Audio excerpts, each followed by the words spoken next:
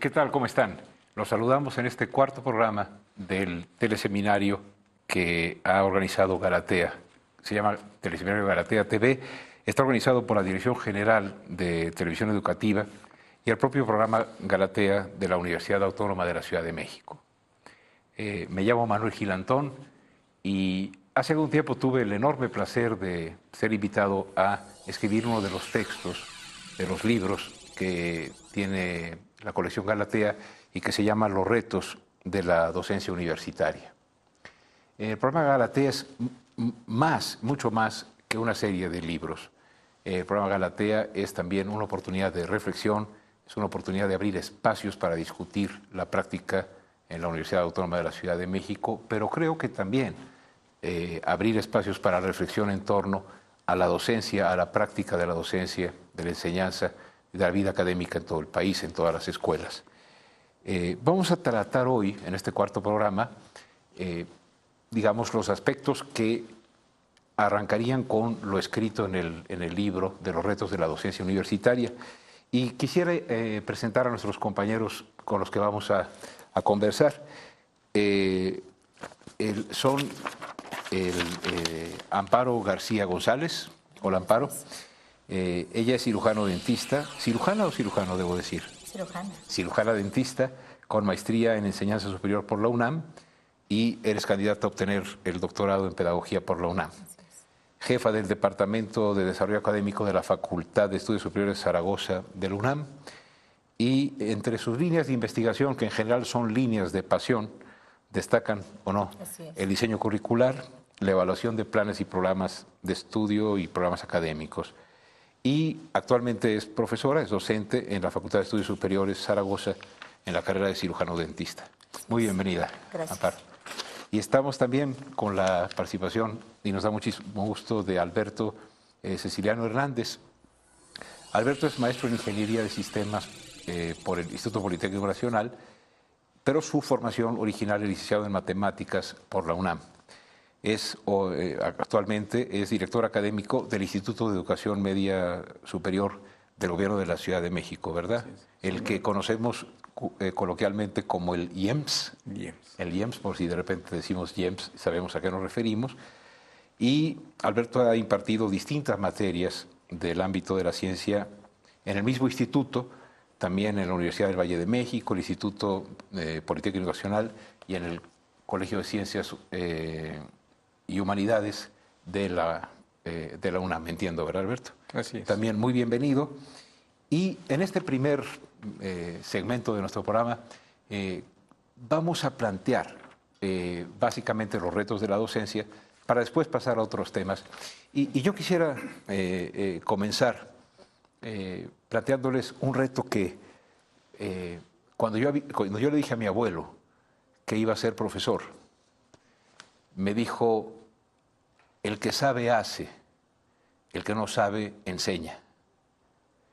Viejo refrán que remite a una antigua concepción de que cualquiera puede dar clases, y especialmente si no es bueno para la odontología o para la ingeniería o para la profesión que hemos estudiado, se dice, entonces enseñas. Quisiera que nuestra primera etapa de conversación fuera esa. ¿Es la docencia una profesión? ¿Cualquiera puede dar clases? ¿Cuáles son los retos que nos implica en general la docencia en la universidad? Y quizás la pregunta ¿de veras cualquiera puede enseñar? ¿Cualquiera puede dar clases? Es cuestión de darle un gis y un borrador y órale, te toca el 506 en el cuarto piso. ¿Entra a dar clases? Bueno, si me lo permite, yo no estoy de acuerdo con esa posibilidad. ¿Estás contra mi abuelito? No, no. Sin embargo, es interesante su idea que tiene, pero no es así. Corremos el riesgo, lamentablemente, en la actualidad de incorporar a los cuerpos docentes, a las figuras docentes, personas que tengan la buena intención de enseñar lo que saben. Pero la docencia no puede pasar por eso. O sea, la docencia comprometida exige una formación, exige un trabajar diario por parte de aquellos que nos llamamos docentes. Es decir, es una figura que se va construyendo y que se va construyendo a partir de el conocimiento general del por qué quiero ser docente. O sea, cuál es mi función, cuál es mi papel. O sea, es sumamente importante. No basta quererlo hacer. No. Hay que prepararse por para supuesto. hacerlo. De tal manera que no cualquiera puede enseñar. Alberto, ¿cómo ves? Coincido con esa parte. Yo creo que esa concepción es muy importante en tenerla presente, porque efectivamente hay muchas profesiones que su misma naturaleza uno sabe que el destino final es la enseñanza, pero hay profesiones que no. Efectivamente uno llega a la educación a veces de una manera por la puerta de atrás, y que hay una serie de herramientas que tienen la parte de conocimiento en cuanto a su disciplina, pero toda esta parte que mencionan en términos de cuáles son las habilidades que debe uno tener, porque finalmente está uno ante seres humanos, ¿no?, que los vas a ayudar a formarte, y en toda esa etapa, algunos de ellos todavía ni siquiera tienen claro cuál es la parte a la que se van a dedicar. Entonces es más allá de tu disciplina, es una educación más integral, y esa es la parte que desgraciadamente en la mayor parte de los docentes que hay en el país creo que los vamos agarrando sobre el ensayo y error. Claro, por eso era una provocación lo que el abuelo dijo, ¿no? Provenía no solo del siglo pasado, sino del antepasado, ¿no? Su idea de que las personas que saben, hacen, y las que no enseñan, con un dejo que es el que me importaba mucho que platicáramos. En general yo siento que en el país suponemos que el haber estudiado ingeniería, odontología, incluso haber estudiado filosofía o sociología, por el hecho de saber, sabemos enseñar. Y es muy poco frecuente encontrar en los planes de estudio que haya una práctica docente, una especie de espacio para aprender a enseñar, que en buena medida es aprender a aprender y a crear ambientes de aprendizaje. Entonces, ¿qué opinan ustedes al respecto? ¿Es conveniente seguir en nuestras carreras enseñando en los programas de licenciatura la disciplina y no abrirnos a la posibilidad de enseñar a enseñar? ¿O esta habilitación en ser profesor tiene que ocurrir ya en la práctica docente? Alberto, si quieres decir.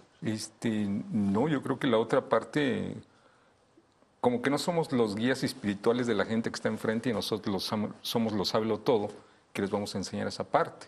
Yo creo que tiene que ver mucho de esa parte que mencionas en términos de enseñar cuáles son las técnicas para aprender, y que conjuntamente las tenemos que aprender, porque precisamente estos cambios que estamos viendo en el día a día, las formas que nosotros aprendimos no necesariamente siguen siendo válidas en este momento. Sin en cambio, si tenemos la técnica de cómo aprender, pues podemos nosotros aprender y compartir y construir con los estudiantes esta parte. Creo que hay que romper esa parte de que el profesor que está enfrente es el que sabe todo y va a guiar al estudiante. Y yo creo que es un aprendizaje compartido entre nuestros estudiantes, nosotros, incluso entre la misma comunidad académica, ¿no? Creo que son tres dimensiones, ¿verdad? El profesor, la relación profesor-alumno y la profesor-colegas. Me gusta mucho la idea de Alberto, y Amparo, quisiera saber cómo la concibes, porque durante mucho tiempo también se pensó que el profesor sabía y los muchachos eran cubetas y uno llegaba y les aventaba el conocimiento, ¿no? Y sabemos que no es cierto, o al parecer hay dudas al respecto, ¿no? ¿Qué tienes que decirnos? Sí, o sea, definitivamente los estudiantes no son personas que tienen desconocimiento total de, en este caso, de alguna profesión. Hay un conocimiento que es el conocimiento que se da en la vida incluso. Cuando nosotros partimos del hecho de que el estudiante es un sujeto que ha transitado por varios años en un ambiente que le ha promovido también aprendizajes, que le ha dado aprendizajes, y si lo reconocemos como un sujeto que tiene la capacidad de pensar, de reflexionar, de proponer, incluso de innovar, le estamos otorgando un valor muy especial. Eso debe de quedar claro en el docente. O sea, el docente debe de ser una persona que tenga conocimiento también de su contexto, debe de tener conocimiento de que esos sujetos que ahora tiene al frente no son individuos que desconoce, ¿no? Dice, bueno, ustedes no saben nada y a partir de ahora van a aprender. Pues eso es descalificar totalmente a los estudiantes.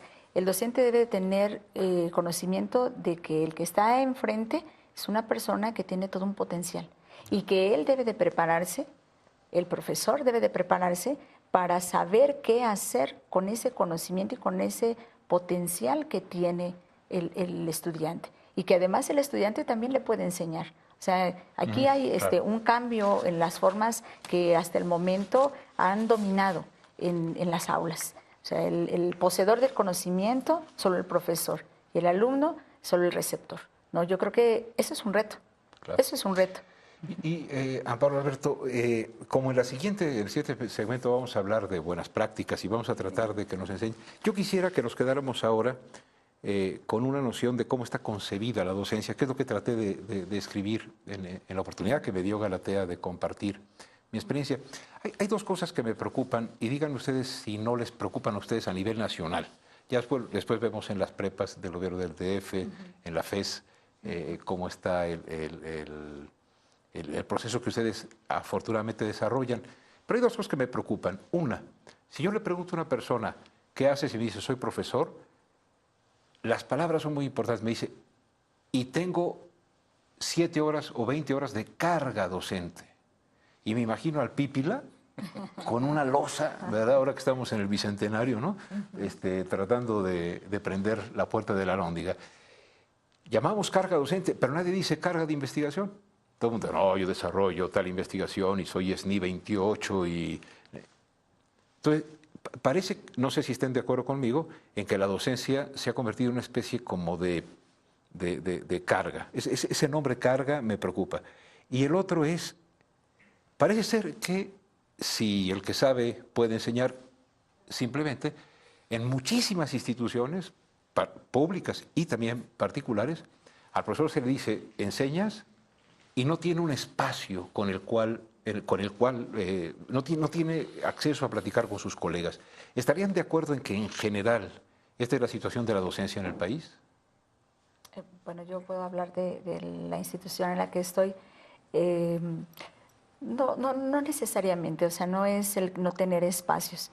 Y sí existen espacios, pero también existe una confusión en este rol que juega el docente.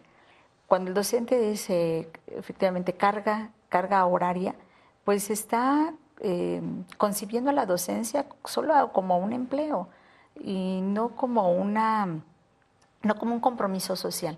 El docente debe de tener compromiso social. Los espacios se deben de generar, están generados en las instituciones, pero se deben de promover y ahí hay otro reto.